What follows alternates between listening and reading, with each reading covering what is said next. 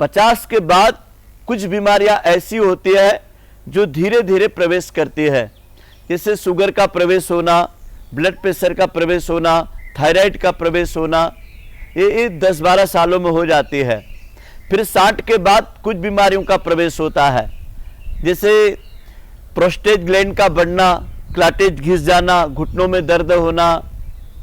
कई बार 65 के बाद और नई समस्याएं शुरू हो जाती है, हृदय कमजोर हो जाता है, किडनी कमजोर हो जाती है, फेफड़े कमजोर हो जाते हैं। और फिर 65 के बाद 75 के बाद फिर मस्तिष्क सिकुड़ने लगता है, स्मरण शक्ति कमजोर हो जाती है, भूलने लगते हैं, आंखें कमजोर, कान कमजोर। कई लोग इसको बीमारी बोलते हैं। कई बार आनुवंशिक बीमारियां भी इसी समय प्रकट होती है, जैसे वृद्धावस्था में पार्किंसन, कंपवात होना, या फिर कई आनुवंशिक जो प्रॉब्लम थी अपने घर के उन वडीलों को, उन बुजुर्गों को, जो आज उन प्रोड़ों को जीवन में कहीं न कहीं देखना होती है।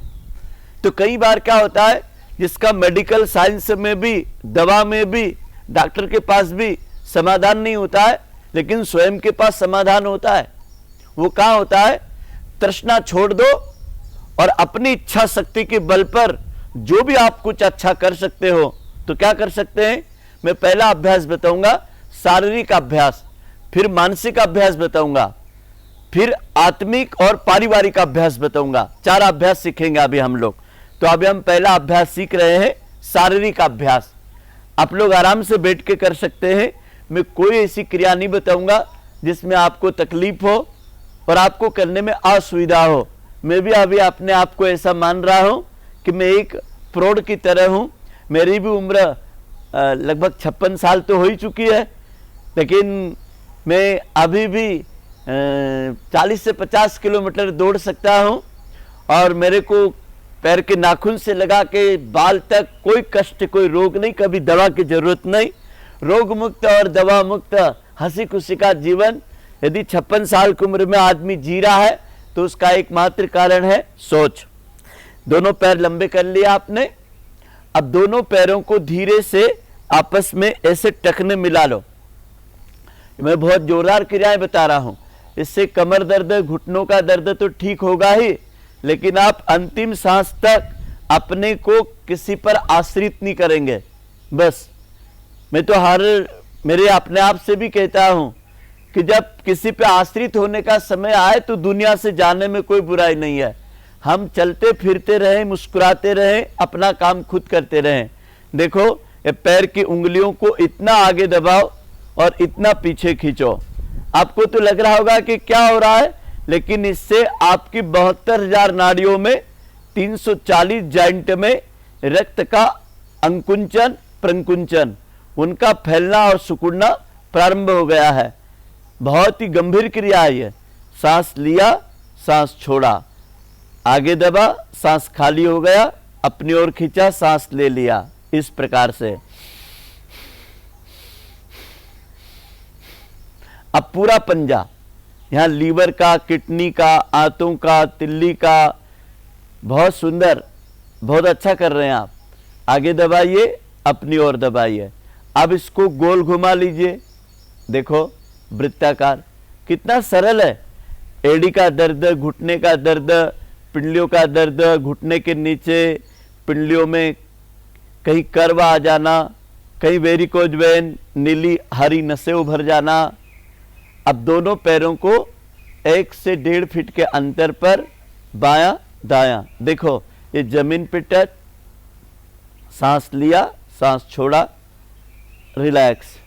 अब ये दोनों पैरों को मैंने चला लिया, हाथों में देखो झुंझुनाहट आने लगी है। अब बायां पैर उठा के दाहिने पैर पे रख लो। हम शारीरिक दृष्टि से सूक्ष्म व्यायाम, पवन मुक्तासन, संधि संचालन, गठिया निरोधक, ये दाहिना पैर निश्चित रूप से वृद्धावस्था में ये आवश्यक नहीं, अनिवार्य क्रियाएं हैं। जैसे गाड़ी को आप समय समय पर मेंटेनेंस करते हैं, ऐसा 15 मिनट अपने आप को इन क्रियाओं के लिए देंगे। देखिए, बाएं पैर का घुटना पकड़ लीजिए इस प्रकार से और चलाइए। अब दाहिने पैर का आगे पीछे पूरा खिंचाव दीजिए। कई बार कमर से पैरों के नीचे नीचे झुंझुनाहट चलती रहती है। L1 से L5 तक कहीं मणकों में दबना, नस का खिंचाव, साइटिका का पेन। देखो, इसको ऐसा पकड़ लीजिए और ऐसे गोल चलाइए, clockwise anti clockwise, left right, बाएं से दाएं से। अब इसको एक बार बदल लेंगे। ये दाहिना पैर ले लिया, बहुत सुंदर, बहुत अच्छा कर रहे हैं आप। बाईं तरफ से फिर दाहिनी तरफ से। अच्छा, अब बाएं पैर को दाहिने पैर पे रख लिया और इसको धीरे धीरे ऊपर नीचे पैर को बदलेंगे। बहुत प्यार से, आराम से करेंगे, जितना आप लोच के साथ कर सकते हैं, क्योंकि शरीर का एक एक पुर्जा अपनी जगह पर यदि दिन में एक बार भी हलन चलन कर लेता है। अब ये शोल्डर अब बुढ़ापे में यही टूटता है, 60 के बाद ऐसे गिरे कि बाल टूट जाती है। अब इस बाल को थोड़ा सा मजबूत कर लेंगे हम और देखेंगे इस प्रकार से इसको घुटनों पे हाथ ऊपर दबाइए। इससे आपको बहुमूत्र की तकलीफ होना या पेशाब रुक जाना, उसमें ये बहुत अच्छा आसन है। देखते हैं, इसको ऊपर खिंचाव देंगे, बहुत सुंदर, और उंगलियों को दबाएंगे। रिलैक्स। अब सुखपूर्वक बैठ जाइए। देखो, वापस बैठ गए। अब कुर्सी पे बैठ जाएं, पलंग पे बैठ जाएं। अब देखेंगे, ये दोनों हाथ लंबे करेंगे और फिर उंगलियों को चलाएंगे, अंगूठा, मुट्ठियां बंद। अब पूरी कलाई, अब पूरे कोहनी को, बहुत सुंदर, सांस लिया, सांस छोड़ा। अब इससे वेल्डिंग कर लेंगे, 1 2 3, आपसे जितना हो करें जरूर। ये हाथ पसलियों के पास रखेंगे, 1 2 3 4 5 6 7 और 8। ग्रीवा संचालन तो वृद्धावस्था में करना ही चाहिए। सर्वाइकल से बचोगे, सर्वाइकल की तकलीफ से, गर्दन की तकलीफ से, कई बार उंगलियों में झुंझुनाहट होना, सिर नीचे करने पे चक्कर आना, इससे भी आप बचोगे। अब देखते हैं अगला और महत्वपूर्ण है, ये हाथ को ऐसे टाइट करके ऊपर थोड़ा खींचो। इसको बदल के भी खींच सकते हैं। अंगूठा और टीची उंगली मिला लीजिए, बहुत सुंदर। अब देखेंगे, इन दोनों हाथों को इस प्रकार से आप पकड़ेंगे, यहाँ पर पकड़ लिया। अब धीरे से सिर पे रखो ऐसे और हाथ को खींचो, फिर इस तरफ खींचो और लेफ्ट और राइट खींच लीजिए। रिलैक्स। अब पूरा हाथ को ढीला छोड़ दीजिए। घुटने, कमर, पीठ, गर्दन, आंखें शांत। अब देखेंगे भाइयों बहनों, ये जो कान है ना, इसको तो आप दिन में 3 बार ये क्रिया कर लो। ये बच्चे की तरह माँ के गर्भ में बच्चा होता है। ये सिर है, ये धड़ है, पैर है। कोरिया के डॉक्टर पार्क लिखते हैं कि जो कानों को चलाने की क्रिया करते हैं, उनके कान से पूरे शरीर की मालिश हो जाती है। ये पहला, ये गया। अब इसको कान को बंद करना है। ये पहला ढक्कन, दूसरा, तीसरा, इसको अंदर दबाया है, इसको इसके ऊपर और ऐसा, बहुत सुंदर। ये अब पार्किंसन होता है, ऐसे ऐसे हाथ पैर कंपन करते हैं। ये दोनों उंगलियों को कान के पीछे बैलेंस ग्रंथि होती है, मसाज करिए। पार्किंसन के लिए ऊंचा सुनता है कोई आदमी, कर्णनाद, कान का बहरापन, उससे भी आराम करता है। जहाँ कान खत्म होता है ना, उस पॉइंट पर ये उंगली को प्रेशर देना है, ऐसे थोड़ा थोड़ा जबड़े को प्रेशर दिया और उंगली का प्रेशर अंदर गया। अब देखिए, ये बोह को ऐसे ऐसे चलाइए, ऐसे ऊपर नीचे खींचिए, बहुत सुंदर। केस, नाखून और त्वचा थोड़ा सा मसाज कीजिए। सेल्फ एक्यूप्रेशर तो करना ही है। देखो ये हाथ, पैर, कंधे, गर्दन, सेल्फ एक्यूप्रेशर मालिश, ऐसा ऊपर नीचे, पेट अंदर बाहर, बहुत सुंदर। अंगूठा अंदर, मुट्ठी बंद, हाथ ऐसे।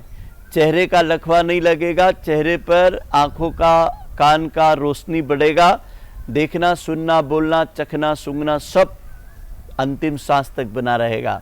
होठ गीले कर लो, घोड़े की तरह नाद करो, इसे कहते हैं अश्वनाद। घोड़े की तरह आवाज करना है।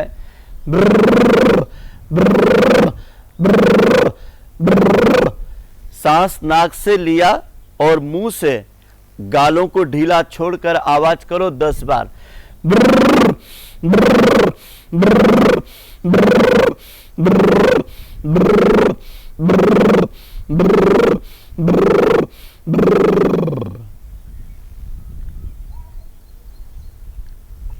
आराम दे शरीर को, रिलैक्स।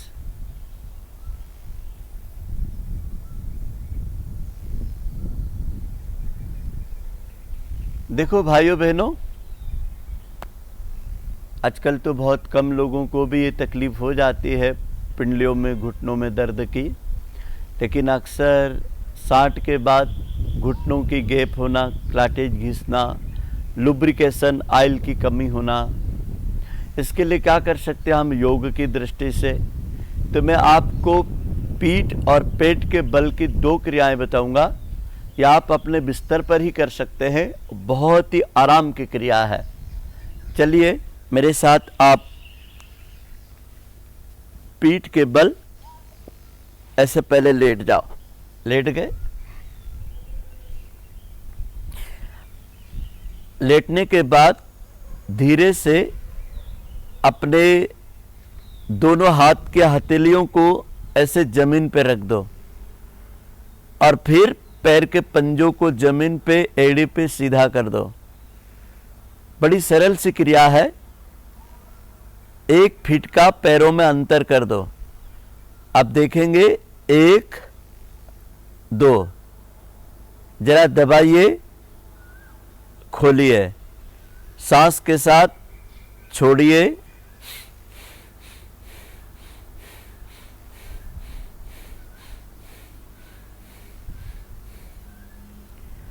पूरा पैर को ढीला छोड़ दीजिए, आराम से छोड़ दीजिए। अंगूठा अंदर, मुट्ठियां बंद, हाथ ऐसे पीछे रख लो जहां तक जाए आपके हाथ। मेरे हाथ देखो, सिर के बाहर। अब पैरों में लगभग 1.5 फीट का, 2 फीट का अंतर कर लो। पैर के पंजे जमीन पर। यह है कटी मर्दनासन, राजा आसन। इससे घुटने, एड़ी, टखने, कमर, रीढ़, क्योंकि करोड़रज्जु मेरुदंड मार्ग को वृद्धावस्था तक गाय, कुत्ते, गधे, घोड़े, जितने चौपाए पशु पक्षी हैं, इनको देखा होगा, ये जहां भी इनको जगह मिले ये क्रिया करते हैं। रुकना है, वापस खोलो। इलाक लगेगा। ये सभी जॉइंटों को एक तरह से जीवन तत्व को सक्रिय करने की क्रिया है। ये एक तरह से रीढ़ की हड्डी, करोड़रज्जु, मेरुदंड मार्ग से जीवन तत्व की जितनी ग्रंथियां हैं, नाक, आंख, कान, गला, हृदय, किडनी, फेफड़े, बड़ी छोटी आंत, मांसपेशियों को रक्तवाही संचार करने वाली उन समस्त नस नाड़ियों को आप अंकुंचन, प्रंकुंचन। जिधर पैर गया विपरीत दिशा में गर्दन। देखो मैं बहुत सहजता से कर रहा हूं। पैर का घुटना अंगूठे से टच है, दाहिना घुटना जमीन से टच है। बहुत प्यार से करना है। रिलैक्स। फिर बाईं तरफ इतना आराम से करना, इसमें आपको जल्दी बिल्कुल नहीं करना है, बिल्कुल आराम आराम से। वो जहाँ तक आप जा सकते हैं वहीं तक जाए। बस जकड़नी खोलना है रीढ़ की हड्डी की, कंधों की, शोल्डर की, घुटनों की, पैर की एड़ी की, बाईं तरफ, फिर दाहिनी तरफ, फिर बाईं तरफ, फिर दाहिनी तरफ। यदि 20 बार भी इस क्रिया को आप कर लेते हैं तो आपने बहुत कुछ अपने रीढ़ की हड्डी को, कमर को मजबूत कर लिया है।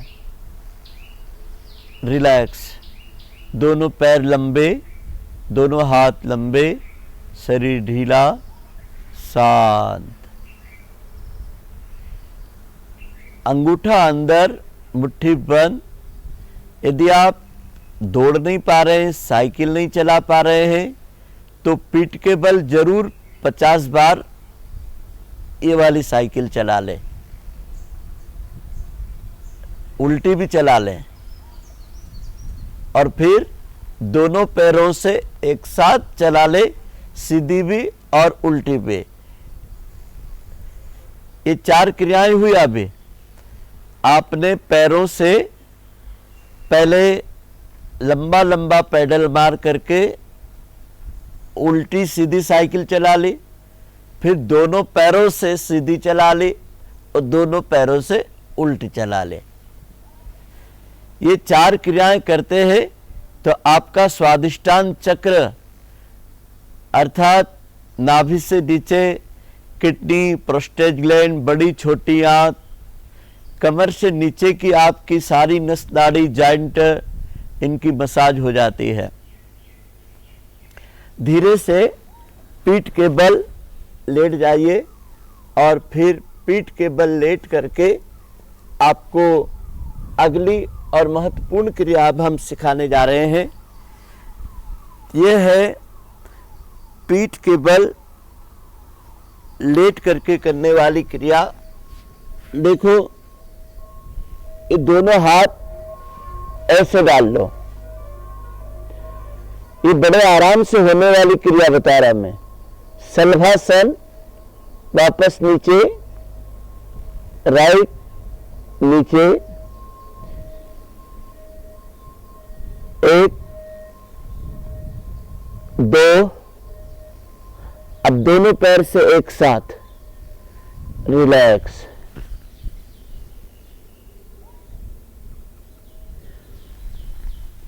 अब हमारी पेट के बल की अद्भुत क्रिया हो रही है। मकरासन में ऐसे लेट जाइए। बच्चे से बूढ़ा तक इस क्रिया को करें। इससे घुटने, कमर, दिल, दिमाग और पैरों तक और हाथों तक रक्त संचार संतुलित होता है। 1 सांस लिया, सांस छोड़ा।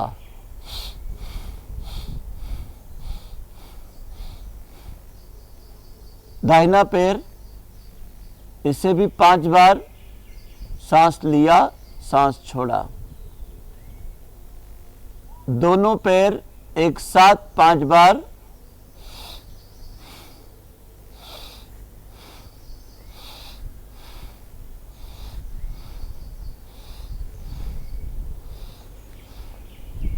छोड़ दें ढीला।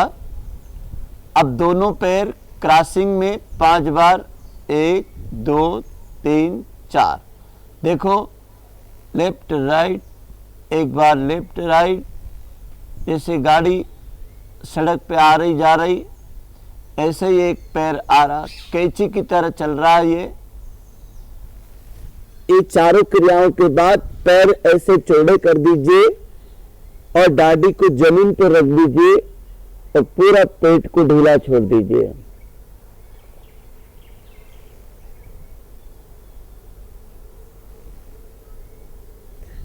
अभी आपका ऑक्सीजन लेवल घटना नहीं चाहिए, इसलिए चिकित्सा विज्ञान भी कहता है कि ऑक्सीजन लेवल को बनाए रखने के लिए मतलब न्यूनतम 4 से 6 पॉइंट ऑक्सीजन लेवल आपका बढ़ सकता है।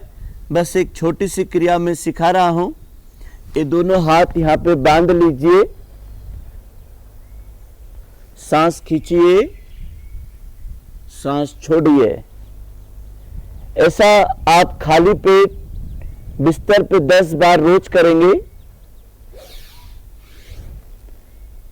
आपका फेफड़ा मजबूत, पसलियां मजबूत, नाभि मजबूत, प्राणमय कोश को, इसे कहते बंद भुजंगासन। श्वास लिया, ये हाथ पूरे सीधे हैं, नाभि के बराबर उठना है और आपकी सामर्थ्य अनुसार उठना है। किसी का यदि एंजियोप्लास्टी हुआ है, स्टेन डला है, प्रेस मेकर डला है, ऐसे भाई बहन इसे ना करेंगे, बाकी सब लोग करें।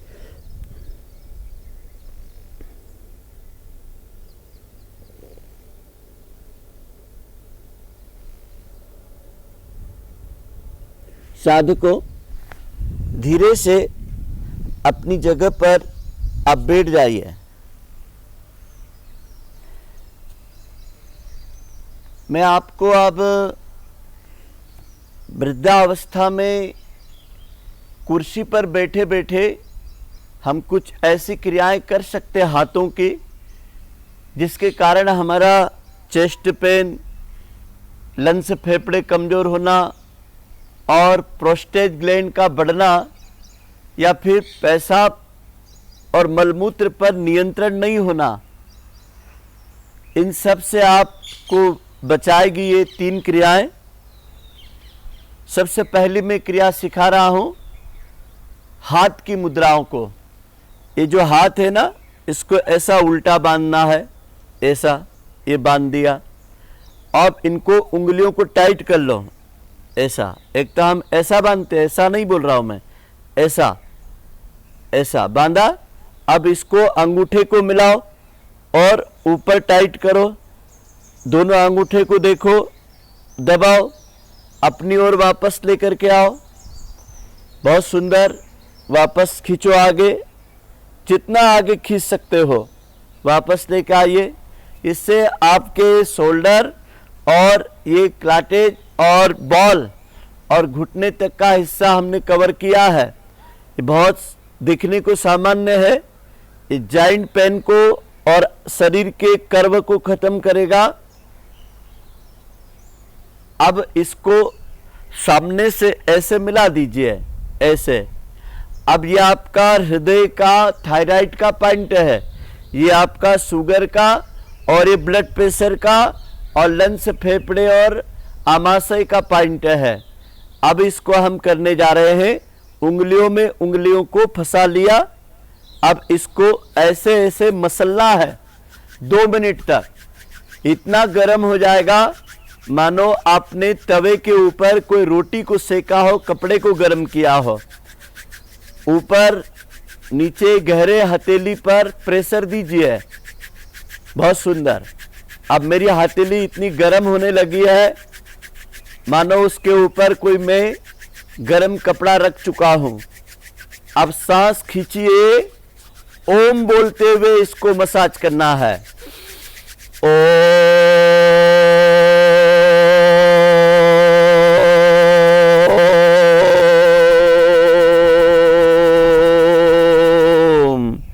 आंखों पे हाथ की गरम गरम हथेलियों को रख दो। आंखों की पलकों को सेक लो, बंद कर लो।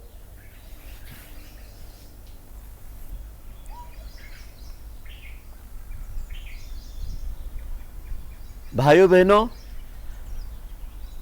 मेरे को तो कोई चश्मा लगता नहीं है, लेकिन मैंने जिस व्यक्ति को देखा 75 साल की उम्र में, हमारे अमलनेर से कोई दादा जनपद में नौकरी करते थे, वो हमारे पास आया करते थे। तो मैंने ऐसे ही किसी योग शिविर में बताया था कि जब भी आपके हाथ गीले हों, मतलब भोजन के बाद या कई आप गीले हाथ करते हैं बेसिंग में धोने के लिए, तो उन गीले हाथों को आपको नैपकिन से पोंछना नहीं है। हम अक्सर नैपकिन से हाथों को पोंछते हैं, आप गीले हाथों को पोंछी मत। भोजन के बाद तो 2 टाइम या नाश्ते के बाद ये 3 टाइम जरूरी है और 2 महीना करना, तीसरे महीने आप आंखों का चमत्कार देखना। ये जो आपके गीले हाथ हैं इसको 1 2 1 2 ये उंगलियों के अग्रभाग से, ये पहले नाखून की तरफ से इन ठंडी ठंडी उंगलियों को यहाँ पे आपको केवल टच करना है। आपने देखा होगा हम जब भोजन करते हैं या कुछ खाते हैं तो यहाँ पर एक्सरसाइज होती है, यहाँ पे पसीना आ जाता है। तो युग ऋषि लिखते हैं जीवम सर्दम सततम में ये जो ग्लैंड है ये आपके भोजन को पचाने की ग्रंथियों को सक्रिय करने के कारण गर्म हो जाती है, और गर्म होने वाली ग्रंथियों को यदि भोजन के बाद ठंडे हाथों को आप रुमाल से ना पोंछें, यहाँ पोंछ ले, ऐसे ऐसे ठंडी कर दे इसको, एक बार पीछे से एक बार आगे से। ये पिछला हिस्सा है नाखून तरफ, फिर ये उंगलियों का अगला हिस्सा है। तो इससे 5 बार आपको केवल ऐसे करना है और फिर रिजल्ट देखना है। आपकी आंखों की खुजली, आंखों की जलन, आंखों के रेटिना पर गर्मी के कारण खिंचाव तनाव आता है, आंखों के नीचे काले घेरे पड़ते हैं, या किसी भी प्रकार का आपके रेटिना पर, कोर्निया पर या लेंस पर या आपकी काली सफेद गार पर लाल लाल रेसे उभरते हैं, वो प्रेशर के कारण। तो दिमाग का प्रेशर ठंडा करना चाहिए। ये बहुत अद्भुत क्रिया बता दी आपकी आंखों की मजबूती के लिए। अब हम करने जा रहे हैं 60 के बाद एक बीमारी हो जाती, प्रोस्टेट की बीमारी, और बहनों को गर्भाशय की बीमारी, या फिर हमारी इस 60 के बाद की उम्र में बहुमूत्र की बीमारी, या फिर मूत्र को रोक नहीं पाने की शिकायत। कई लोग तो छींकते हैं या खांसते हैं तो 1-2 बूंद पेशाब आ जाती है, वो कहते साहब हमको ऐसी तकलीफ है क्या करें? क्या इसकी कोई दवा नहीं? इसका तो L4-5 में चौथे 5वें मणके में इसकी एक लाख होती है, और वो लाख एक उम्र के बाद में कम होना शुरू होती है। सबको होती नहीं है, लेकिन किसी को कमर पे चोट आ गई हो, कमर में कहीं उनको पुराने उठने बैठने में गलत तरीके से कहीं नस पर प्रेशर आ गया हो, या प्रोस्टेट ग्लैंड जिनकी इनलाज हो गई हो, तो अब मैं आपको सिखा रहा हूं आपकी प्रोस्टेट ग्लैंड को बिना ऑपरेशन के आप ठीक कर सकते हैं। अच्छा, जिन्होंने कोई ऑपरेशन कराया हो कोई ठीक है ऐसा बिल्कुल नहीं मानना, उनको और ज्यादा तकलीफ है। वो तो प्रोस्टेट ग्लैंड पे हजारों ग्रंथियां होती, वो तो काट के फेंक देंगे, लेकिन उसको आप बिना ऑपरेशन के ठीक कर सकते हैं। मैं इसके लिए 2 उपाय बताऊंगा। पहला उपाय भाइयों बहनों, अश्वनी मुद्रा। युग ऋषि ने गायत्री महाविज्ञान में लिखा है, जो नर नारी अश्वनी मुद्रा करेंगे उनको प्रमेय रोग, धात की बीमारी, मूत्र की बीमारी, प्रोस्टेट की बीमारी नहीं होगी।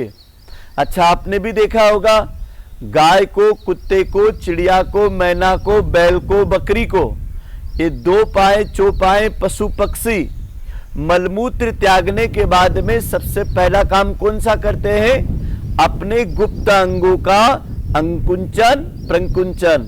आप कुत्ते को देख लो, गाय को देख लो, गाय गोबर करती है, मूत्र त्यागती है, कि गौ माता अपने योनि द्वार को और गुदा द्वार को अंदर लेती है, बाहर ढीला छोड़ती है, बार बार ऐसे ऐसे खिंचाव लेती है और छोड़ती है। ये अश्वनी मुद्रा अंकुंचन प्रंकुंचन की क्रिया आज के बाद आप प्रतिदिन मलमूत्र त्यागने के बाद करेंगे। कैसे करेंगे? मैं अभी बैठे बैठे आपके साथ कर रहा हूं, आप भी कीजिए।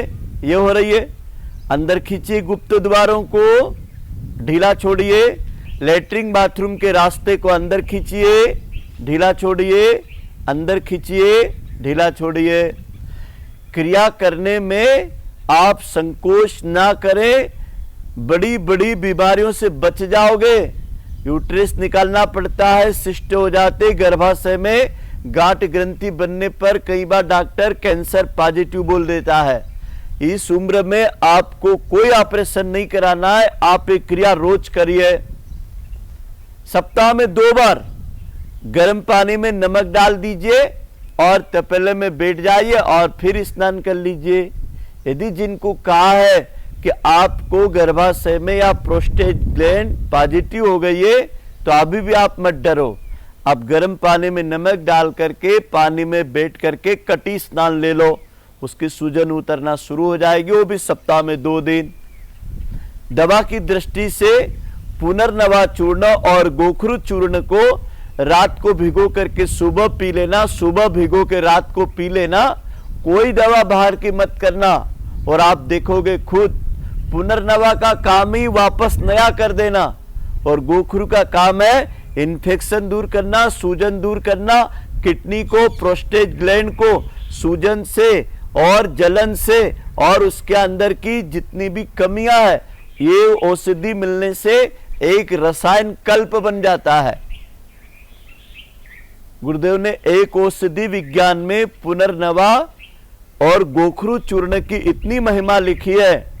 ये रसायन का काम करती है, ये आंखों की रोशनी बढ़ाती है, लीवर किडनी हाथों को साफ रखती है और किडनी की सफाई ऐसी करती है कि कभी भी आपका यूरिक एसिड क्रेटिन पॉजिटिव नहीं आएगा। कई बार आपके हाथ पैरों में अकड़न आती, जलन होती है, दर्द होता है, सुई जैसा चुभता है, आप क्यों दवाओं की तरफ भागते हो? 10 दिन गोखरू चूर्ण ले लो, भिगो के पानी तो पीना है। उसको रात को भिगोया 1 चम्मच, सुबह अच्छा घोटा छाना और पी गए। ऐसे सुबह वापस भिगो दीजिए 1 कप पानी में, घोटा छाना और पी गए। 2 टाइम पीना है। 2 महीने में तो आप देखेंगे आपकी यूरिन संबंधित तकलीफ में बहुत आराम मिल जाएगा। पथरी होगी नहीं, किडनी फेल होगी नहीं, प्रोस्टेट ग्लैंड बढ़ेगी नहीं, और जितना भी शरीर के अंदर विषारी तत्व है जो आपके शरीर के निर्माण के बाद बचता है, उससे ये साफ कर देगी किडनी, मलमूत्र, पसीना बना करके। अगला आता है और महत्वपूर्ण है, मानसिक रूप से हम कैसे स्वस्थ रहें। अब मानसिक स्वास्थ्य को बनाए रखने के लिए हमको हमेशा अपने स्वाध्याय पर ध्यान करना पड़ेगा। अभी जीवन साधना तो मैंने आपको सिखा दी कि शरीर को साधना पड़ेगा, तो शारीरिक क्रियाएं करना पड़ेगी। अब मानसिक क्रियाओं के लिए तो स्वाध्याय करना पड़ेगा। अच्छी पुस्तकें, अखंड ज्योति, प्रज्ञा अभियान, युग निर्माण योजना, कल्याण, छोटा सा कोई ऐसा आपको व्यसन होना चाहिए स्वाध्याय का। शरीर का भोजन हो सकता है दाल चावल रोटी फल सब्जी, लेकिन आत्मा का अनिवार्य आहार है अच्छी पुस्तकें। इसलिए तो युग ऋषि ने लिखा है, सद साहित्य आत्मा का वो आहार है जिसके अभाव में आत्मा भूखी मरती है और अपने जीवन के कई आयामों को वो एक उम्र के बाद में अच्छे विचारों से सीख सकती, जान सकती, उससे वो वंचित रह जाती है। तो महापुरुषों का जो सत्साहित्य है ना, ये जीवंत देव प्रतिमाएं हैं। मंदिर में आप दर्शन करते हैं तो केवल आपको शांति मिलती है, संतोष मिलता है, लेकिन इससे आत्म कल्याण होता है, आत्म परिष्कार होता है, आत्म उत्थान का मार्ग मिलता है स्वाध्याय और सत्संग से। और मानसिक रूप से हम नियमित अपने आप को मनन चिंतन की एक शैली बना लें। कैसे? सबसे पहला तो हम मानसिक रूप से ये तय करें कि मेरा मन इतना प्रौढ़ हो गया है, मेरा मन इतना मजबूत और इतना विकसित हो गया है कि मैं कई मनों की प्रतिक्रियाओं को सहन कर सकता हूं। मैं बहुत बड़ी बात बोल गया हूं, ध्यान करना। कई मनों की, बिगड़े मनों की प्रतिक्रियाओं को मैं सहन कर सकता हूं, क्योंकि नादान लोगों के विकृत मन जो प्रस्तुति करते हैं, कई बार वृद्धजन उससे आघात में आकर के डिप्रेशन, तनाव और घर तक छोड़ देते गुस्से में। गलत है ये। यदि आपका इतना प्रौढ़ मन है, इतना विकसित मन है, तो इस मन को आप हिमालय बना दीजिए। हिमालय के नीचे कई छोटे बड़े पत्थर, पहाड़ियां रहती है, आपकी विशालता आपके मन के विकास पर है, उम्र पर नहीं है। अपने मन को प्रौढ़ इतना विकसित रखना कि इनके छोटी मोटी प्रतिक्रियाएं होती ना, क्रोध की, गुस्से की, उपेक्षा की, अवहेलना की, निरादर करने की, या इनकी छोटी मोटी भाषाएं जो आपके मन को भाती नहीं है, उसको यही मान लीजिए ये नादान है, ये इसको पता नहीं है। क्योंकि इनके अंदर सामान्य शिष्टाचार आज की किताबों में पढ़ाया नहीं जाता है। इनके जीवन की कागज की डिग्रियां, इनका रूप रंग और इनके जीवन की आज की विज्ञान की भोगवादी परिस्थितियों ने इनके जीवन के महान व्यवहार और महान आचरण को आपके साथ व्यवहार की इन लोगों के साथ अपेक्षा कर कैसे ली हमने, जो इनसे वंचित है। अपेक्षा उन्हीं से की जाती है जो आपके समतुल्य हैं, आपके समादरणीय है। नादान से, अबोध से, अज्ञानी से बड़ी अपेक्षा करना हम बड़ों की भूल है। ये मन के लिए मैं बता रहा हूं बात, बहुत ऊंची बात है यह। विकसित मन वाले अविकसित मन वालों से प्रभावित ना हो। बच्चे की गलतियां माफ करने योग्य होती है। इसी प्रकार से बड़ों के मन हमेशा प्रौढ़ यदि मन है तो मन में किसी की छोटी बड़ी क्रियाओं को गांठ नहीं बांधनी है। मेरा तो मन ही नहीं लगता घर में, मेरा तो मन ही खट्टा हो गया, मेरा तो मन ही टूट गया, ऐसा मत बोलिए। छोटे मन से कोई बड़ा होता नहीं, टूटे मन से कोई खड़ा होता नहीं है। मन को आप बड़ा बनाइए, मन को आप टूटने मत दीजिए। मन की उड़ान से ही आदमी जीतता है और हारता है। मन यदि गिरावट में चले गया, नकारात्मक में चले गया तो शुगर हो जाएगी, अवसाद और डिप्रेशन हो जाएगा। इनका कुछ नहीं होगा, आपका सब कुछ बिगड़ जाएगा। बहुत प्रसन्न रहना आपको, इनको माफ करना है, इनको छोड़ना है, इनको भूलना है। अगला आता है आत्मिक पुरुषार्थ करना पड़ेगा। गुरुदेव लिखते हैं कि हमारे जीवन में वानप्रस्थ और सन्यास ऐसी अवस्था है जो सामाजिक कल्याण के साथ आत्मिक कल्याण का मार्ग भी देती है। हम वानप्रस्थ जीवन से हम समाज का भला कर सकते हैं, अपने अनुभव से औरों का कल्याण का रास्ता खोल सकते हैं। तो अपने स्वयं की भी तैयारी करना है। जैसे आपने बचपन से लगा के 25 साल तक कमाने की तैयारी करी थी, पढ़ाई लिखाई, हौसला संभाला, हुनर बढ़ाया। अब तैयारी करना है निवृत्ति मार्ग की। प्रवृत्तियों से निवृत्त होने का मार्ग है। 75 के बाद में कोई बाईपास नहीं, कोई ऑपरेशन नहीं, कोई कान का, आंख का नहीं, कोई कैंसर का ऑपरेशन नहीं, कोई घुटनों का ऑपरेशन नहीं। 75 के बाद आप अपने शरीर रूपी इंद्रियों की जैसी स्थिति है उनको सहज करके, संभाल करके शेष जीवन की यात्रा केवल एक तरह से वो आपका उपहार है। जीवन की इंद्रियों को थका करके उसका विश्राम आप आनंद में भी ले सकते हैं, भगवत भजन कर सकते हैं, नियमित उपासना जप तप ध्यान कर सकते हैं। अपने आप को अंतर्मुखी करने के लिए सप्ताह 15 दिन में एक दिन 2 घंटे का, 4 घंटे का, पूरा दिन का या सूर्योदय सूर्यास्त पर मौन का व्रत भी कर सकते हैं। इससे भी आपका आत्मबल बढ़ता है। क्योंकि आत्मा को जितना बलवान बनाओगे उतना शरीर आपका साथ देगा। बीमारियों की चिंता, बीमारियों का, रोग का भय बुढ़ापा जल्दी लाता है। अगला और अंतिम आता है पारिवारिक जीवन में रहने के लिए 4 काम हमेशा ध्यान रखना है। पहला, निष्पक्ष न्यायकारी वृद्धावस्था होनी चाहिए। मैंने अक्सर देखा वृद्धावस्था में पक्षपात हमारे घर में ही बंटवारे कर देता है। कई सुंदर घरों में मैंने दीवार बनते देखी पक्षपात के कारण, बुजुर्गों की ये गलती के कारण। तो वृद्धावस्था में निष्पक्ष न्यायकारी होना चाहिए। चाहे हमारे 2 बेटे हों, 4 बेटे हों, 1 बेटा बेटी हो। कई बार हम बेटियों से अधिक प्यार करते हैं, कई लोग बेटों से प्यार करते हैं, कई लोग छोटे बड़े बहु बेटों में अंतर कर देते हैं। यही हमारी वृद्धावस्था की कहीं न कहीं दीवारें, घर में दीवार तो कर देती है लेकिन परिवार में भी दीवारें खड़ी कर देती है। घर की दीवारें सुंदर लगती होगी कि एक घर के 2 घर अच्छे हैं, लेकिन एक दिल के दो दिल मत होने देना। घर में दीवारें बन जाए, दिल में दीवारें मत पड़ने देना। यह हम वृद्धों का काम है, बुजुर्गों का काम है। परिवार का नेतृत्व हम ऐसा करें, समायोजन हम ऐसा करें, तालमेल ऐसा बिठाएं कि हमसे हमारे रिश्तेदार सीखें। मरने के पहले हम अपने बच्चों की व्यवस्थित संपदा का, जिम्मेवारियों का, कर्तव्यों का बंटवारा अपने सामने कर दे, वो भी निष्पक्ष भाव से। चिट्ठियां बना ले, कलश में रख दे और उनका हिस्सा उनको दे दे, अपना हिस्सा समाज के लिए रख दे। और हमारे ऋषि तो ऐसा लिखते हैं कि यदि आपके बच्चे कमाऊ है, नाती पोती सब कमाऊ है, तो आपकी संपदा पर उनका अब कोई हक नहीं है। आपकी संपदा तो उन लोगों के लिए होना चाहिए जिससे कि आप मरने के बाद में भी अपनी संपदा से कम धरती पे कुछ वृक्ष लगा दें, धरती पे एक दो गाय को गोद ले लें, एक दो गरीब बच्चों को गोद ले लें।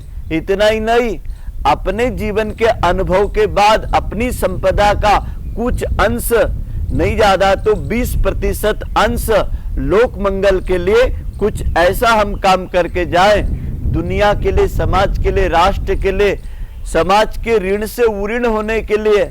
जिन लोगों ने हमारे लिए कुछ किया, उनके लिए कुछ करने के भाव से कुछ त्याग की भावना जरूर होनी चाहिए। नहीं तो आदमी का स्वार्थ, आदमी का मोह वृद्धावस्था में भी कई नौकरी की तरफ ले जाता है, कई कमाई धमाई की तरफ ले जाता है। इतना जीवन भर कमाया, उससे भी वो तृप्त नहीं हुआ, इनको और निकम्मा बनाता है। यदि हमारे बच्चों के हाथ पैर और दिमाग मजबूत है तो गुरुदेव लिखते हैं कि ये संपत्ति के हकदार नहीं है, इनको विरासत में अच्छे संस्कार दे दीजिए। लोग संपत्ति में बच्चों को संस्कार देना भूल जाते हैं। तो हमें अपनी वृद्धावस्था का अंतिम पड़ाव परिवार प्रबंधन में भी ध्यान देना है कि हमारे रहते हुए परिवार का व्यवस्थित प्रबंधन हो जाए। नहीं तो हमारे बच्चे शरीर छोड़ने के बाद कोर्ट कचहरी जाएंगे, मुकदमेबाजी होगी, मरे बाप की पुकार अदालत में होगी। ऐसी गलती मत करना। जीते जी वसीयत जरूर लिख देना। अभी आप वसीयत लिखने का समय आपका प्रारंभ हो गया है। मैंने तो मात्र 16 वर्ष की उम्र में अपनी वसीयत लिख दी। जीवन के चारों भागों को वसीयत में बराबर कर दिया कि मैं कमाऊंगा तो क्यों कमाऊंगा, जीऊंगा तो क्यों जीऊंगा, मरूंगा तो कैसा मरूंगा, और मरूं तो मेरे मरने के बाद मेरा क्या करना मेरे शरीर का। मैंने हर परंपराओं को तोड़ने का विचार रखा। मैं आपसे अनुरोध करूंगा हाथ जोड़ करके, मरने के बाद हमारे जीवन में बहुत मुसीबतें पीछे वाले लोगों के लिए हम छोड़ जाते हैं। क्यों? क्योंकि हम वसीयत लिख के नहीं जाते हैं।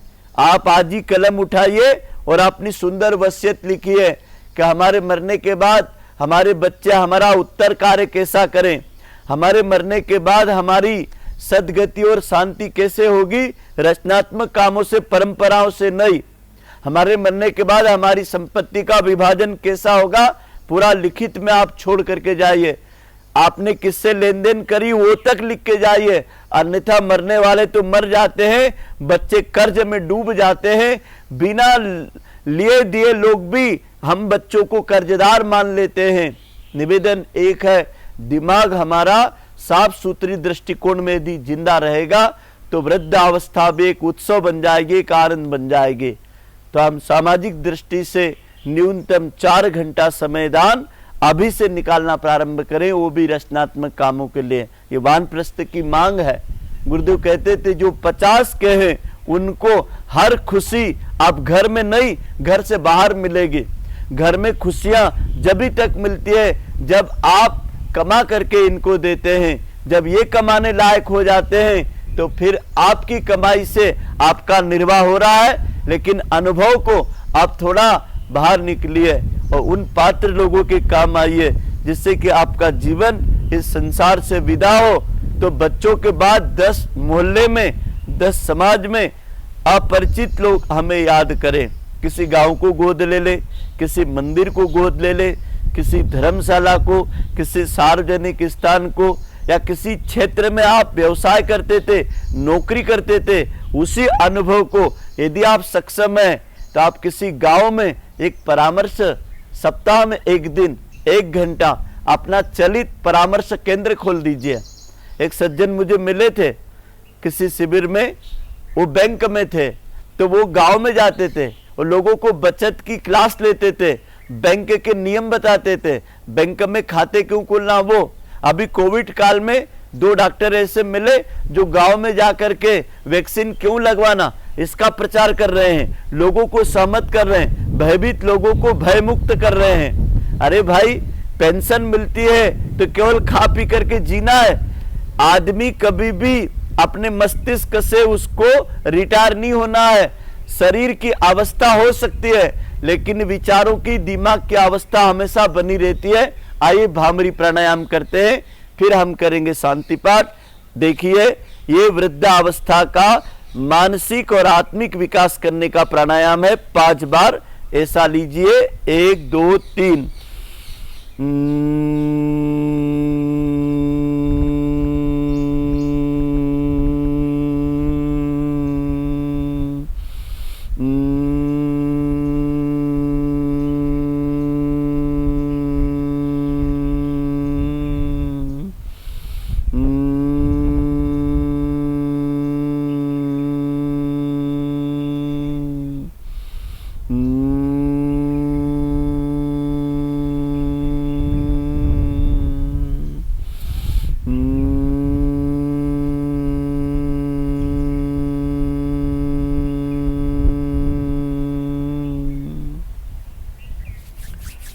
दोनों हाथों को ऐसा मालिश कीजिए, चेहरे पे मालिश कीजिए।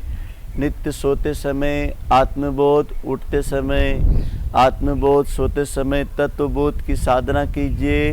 भोजन मंत्र बोल के भोजन कीजिए, सूर्य को अर्घ्य दीजिए, गाय कुत्ते को रोटी निकालिए, धरती को प्रणाम करिए। और लोग भूल गए हैं, लोगों को सिखाइए राम राम करना, प्रणाम करना। आप किसी से अपेक्षा मत रखना, अपनी तरफ से आप ही बोल दो प्रणाम। हमारे YouTube चैनल गायत्री धाम सेंधवा को सब्सक्राइब करें और बेल आइकन जरूर दबाएं। गायत्री धाम की समस्त गतिविधियों के बारे में आपको अपडेट मिलती रहे।